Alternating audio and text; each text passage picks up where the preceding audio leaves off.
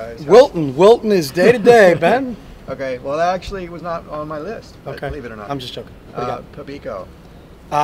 He's out for at least this week, so we'll monitor him and see where he is. It's a leg but he's not gonna go on Wednesday or Friday of this week. He has a leg injury.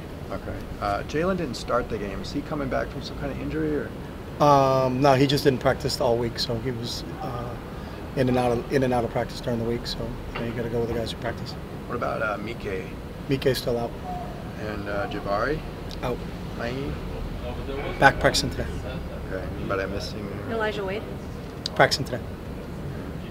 How would you say you're kind of balancing the need to win now versus putting a young team in position to succeed in the future? It's got nothing to do with putting anybody in position for the future. So everything's about winning now. So, I mean, there is no. Everything we've always do is we look at things on a daily basis, and then whatever week we're on, we're on improvement week this week, and then starting Sunday we're on Colorado, and our whole focus is on Colorado. So we've never talked about we're building something for the future. We're trying to win right now, and that's if you win right now, then you are building for the future. So.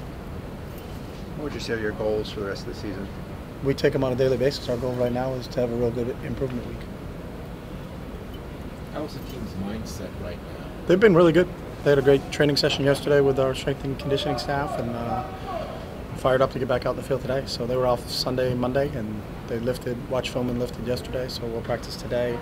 They'll lift and run tomorrow. We'll watch film. We'll train again on Friday. So these guys they know what is ahead, and they're excited for getting into league play. So, what would you describe as kind of the team's offensive identity right now? I don't know. I've never been caught up with. I don't have to describe anything. So I don't think I'm not writing the story. You can write the story. So. Okay. In what ways would you say you've tailored the scheme to the personnel that you have here? We always do that. So what are the strengths and weaknesses of the individual players that we have, and you try to actuate the strengths and then hide the weaknesses. But we've done that everywhere we've been. Sometimes you got a quarterback that's not as dynamic a runner, then you don't run the quarterback. You put him in more play action pass situations or read situations where he's going to throw RPOs and not run it. And then when you have a kid like Dorian, then you can feature him a little bit more in the run game if the defense isn't playing honest. If the defense is playing honest, then you can hand the ball off. So. Did you feel like you did that after Wilton got hurt? There's not much difference between them. I think it's a big misconception that Wilton can't run. I don't know what that conception is, but you look at miles per hour, he's one of our faster guys. He runs over 20 miles an hour, so there isn't much difference between our offensive scheme when Wilton's in there and when Dorian's in there. Would you say the tempo is where you want it to be right now? A tempo is, I don't care about our tempo. I care about are we having production. So, again, you've talked about that narrative for a while. I don't care how fast we play or how slow we play. We're just trying to win football games. So we've never once talked about our guys that we have to play fast. I think you have to play fast when you're behind, but when you're ahead, you're not trying to play fast. So I think it depends on what situation you're in. It looked like last game was the first time we saw Bo Collar on defense. How do you think he did? Yeah, Bo's coming along. He's one of those young players that he had a little bit of a nagging hamstring earlier in camp that kind of kept him out of a few things. And we limited him from a special team standpoint. You'll start to see him more and more.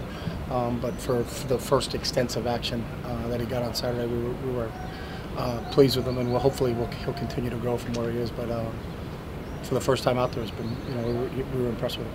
Were you doing more subbing on offense in that game? It seemed like more guys were kind of shuttling in and out of the game during It's the same that we normally do. Okay.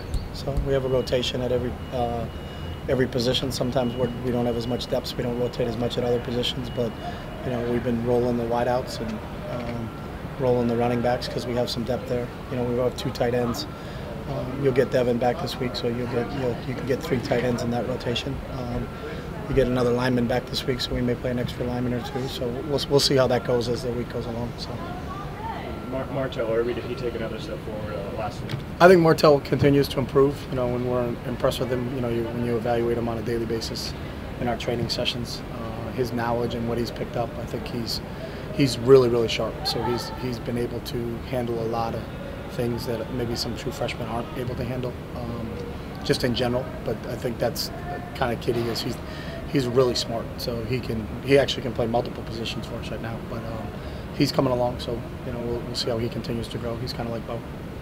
How important is it to get the return game going a little bit better than it is right now? It's always critical. When you can change the flip the field, that's huge from a special team standpoint. But a lot of it is at least in the first 3 games, we've had a lot of balls kicked out of the. I don't even think in Oklahoma they knocked one down, but besides that, that kid kicked it not only off the goal line, out of the end zone. You know, and the Fresno kid was kicking it in the end zone. So a lot of times, you can say, hey, we're going to get a lot of things from a kickoff return, but you can't control that. If the kid kicks it 3, 4, 5, 6, 7 yards deep in the end zone, we're not going to take those out. So.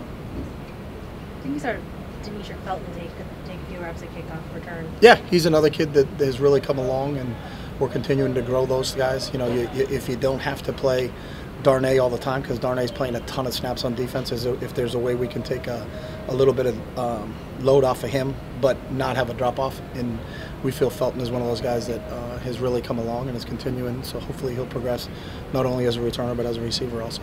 I saw Casimir Allen also take a few snaps during training camp. Is he kind of progressing at that? Yeah, he's back there. You know, so it's just the trust factor right now with all those guys, and it's something that we evaluate every day. So it's not this guy is the guy now, and that's the way it's going to be for the rest of the season. It's going to be, you know, how do we continue to work? What are our training sessions? Who look good? Who continue to develop? So, you know, the depth chart from a special team standpoint or an offensive standpoint or defensive standpoint is always kind of a flow situation for us. So.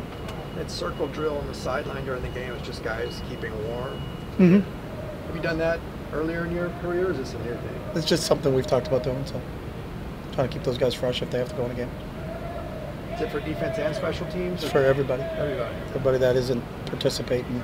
So if they haven't gotten an X amount of reps, then the strength and conditioning guys get them up and just get them warmed up a little bit, just in case someone gets injured. They haven't been standing there for 35 minutes and haven't done anything. So.